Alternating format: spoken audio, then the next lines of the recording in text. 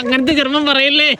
ഇന്ന് എനിക്ക് മെയിനായിട്ട് ഇദ്ദേഹത്തെ പറ്റി രണ്ട് പറയണം. കഴിഞ്ഞ വീഡിയോയിൽ ബ്രിഡ്ജ് കാണാൻ ഒരു പാടത്തു കൂടെയാണ് പോയതെങ്കിൽ തിരിച്ചും 2 കിലോമീറ്റർ ഒരു കാട്ടിക്കൂടെയാണ് പോണത്. പോണ വഴി ഭസ്മ പോലത്തെ സാധനം എല്ലാ മരത്തിലും കണ്ടായിരുന്നു. ആദ്യം ആരും പൂജിച്ച് വെച്ചതാണെന്ന് വിചാരിച്ചെങ്കിലും പിന്നെ മനസ്സിലായി വഴി കാണിക്കാനാണ്. അങ്ങനെ ആ കാട്ടിക്കൂടെ ചാടിയും കയറി ഇറങ്ങിയൊക്കെ ഞങ്ങൾ റോഡ് കണ്ടുപിടിച്ചു. കൊണ്ടുപോയ വെള്ളമൊക്കെ തീർന്നുകൊണ്ട് നല്ല ദാഹം ഉണ്ടായിരുന്നു. അങ്ങനെ ഈ വീടിന്റെ പുറത്ത് അപ്പാപ്പ നിൽക്കണ കണ്ടിട്ട് അവിടെ പോയി വെള്ളം ചോദിച്ചു. ഒരു മനുഷ്യനെ പറ്റിയിട്ട് ഈ ഒരു വീഡിയോ പറഞ്ഞാൽ തീരില്ല. നിങ്ങൾ വിചാരിക്കും വെള്ളം തന്നെ ഇത്ര വലിയ കാര്യമാണെന്ന്. ഇതിപ്പോ ഒരു വീട്ടിൽ ചെന്ന് വെള്ളം ചോദിച്ചാൽ ആരായാലും തരും. കഴിഞ്ഞ വീഡിയോയിൽ പറഞ്ഞായിരുന്നു എന്റെ കണ്ണിനും മനസ്സിനും ഒരേപോലെ കുളിർമ തന്ന സ്ഥലമാണിത്. എന്റെ കണ്ണിന് കുളിർമ കിട്ടിയത് ഇവിടുത്തെ സ്ഥലങ്ങൾ കണ്ടിട്ടാണെങ്കിൽ എന്റെ മനസ്സിന് കുളിർമ തന്നത് ഈ ഒരു മനുഷ്യനാണ്. മതിയാവോന്ന് പുള്ളി ചോദിച്ചപ്പോ ഈ ഒരു കുപ്പി മാത്രം മതി എന്ന് പറഞ്ഞിട്ട് ഞങ്ങൾ സ്റ്റോപ്പിലേക്ക് നടന്നു. സ്റ്റോപ്പ് എത്താറായപ്പോഴേക്കും സൈക്കിളിന് വേറൊരു കുപ്പി വെള്ളം കൊണ്ട് ഇദ്ദേഹം പുറകെ വന്നു. ഈ ഒറ്റ കാര്യം കൊണ്ട് ഹ്യൂമാനിറ്റി എന്ന് പറയുന്ന സംഭവം ഇത്ര ബ്യൂട്ടിഫുൾ ആണെന്ന് പുള്ളി മനസ്സിലാക്കി തന്നു. തിരിച്ച് സ്നേഹത്തോട് എന്തെങ്കിലും പറയാനുള്ള ജർമ്മൻ അറിയില്ലെങ്കിലും എന്തൊക്കെയോ പറയാൻ ശ്രമിച്ചപ്പോ തിരിച്ചൊന്നും പറയണ്ടെന്ന് പറഞ്ഞിട്ടാണ് സൈക്കിൾ എടുത്തുകൊണ്ട് പോയത്. തിരിച്ച് നന്ദി പോലും പ്രതീക്ഷിക്കാണ്ട് ആദ്യം ഞങ്ങൾക്ക് തന്ന വെള്ളത്തിൽ ദാഹം മാറിയിട്ടില്ല എന്ന് കരുതി വീണ്ടും ഒരു കുപ്പിയും കൊണ്ട് വന്നത്. ആ കിട്ടിയ ഒരു സ്നേഹത്തിന്റെ ഫീൽ ഉണ്ടല്ലോ, എഡിറ്റ് ചെയ്യാൻ നിർത്തൂല ആ ഫീൽ കിട്ടുന്നു. വെള്ളം കിട്ടിയപ്പോ അതിന്റെ തളപ്പ് കാണിക്കാൻ തുടങ്ങി. പിന്നെ എല്ലാരും അടങ്ങി കിടന്നത് വിശന്നപ്പോഴാണ്. നേരത്തെ തന്നെ ബിരിയാണി വാങ്ങി വെക്കാൻ ഇവനോട് പറഞ്ഞതുകൊണ്ട് ചെന്നപ്പോ തന്നെ ബിരിയാണി കിട്ടി. എന്റെ മനസ്സ് വയറൊക്കെ ഒരേപോലെ ഹാപ്പി ആയിരുന്നു. ഒട്ടും എക്സ്പെക്ട് ചെയ്യാണ്ട് ഒരു മുട്ട വറുത്തതും കൂടി ബിരിയാണിയിൽ ഉണ്ടായിരുന്നു. എല്ലാരും ഹാപ്പി ആയിട്ടിരിക്കും. Bye by.